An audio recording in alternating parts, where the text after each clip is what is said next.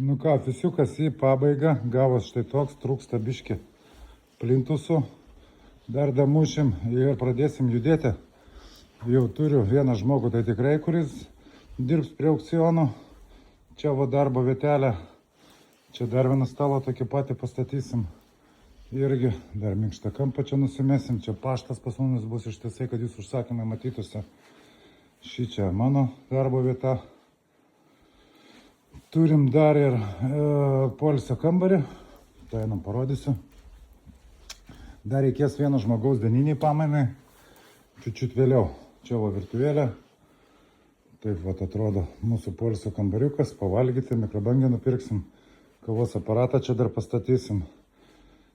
Tai nuo šiol galėsit chebra visi skambinti, dėl mašinų kreiptis, rašyti, galėsit užeiti, pasikonsultuoti, jokių problemų į vietą. Teisit, papasakosim, padėsim pasirinkti, paaiškinsim kas, kur ir kaip. Tai va, jeigu reikia konsultacijų, skambinat, rašot, o jeigu reikia mašiną, einat su autoimport.lt, žinot turbūt, ar ne, jau visi, kas domėjotės. Ir kviečiam apsilankyti, jeigu reikia konsultacijos. Tai tiek tam karto. O nuo sekančios savaitės turbūt jau grįžta video su nauja jėga, bus įdomus turinys.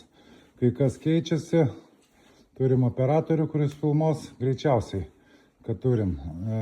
Tai va, tai mano turinys bus įdomesnis.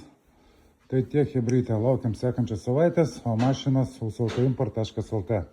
Geros dienos visiems.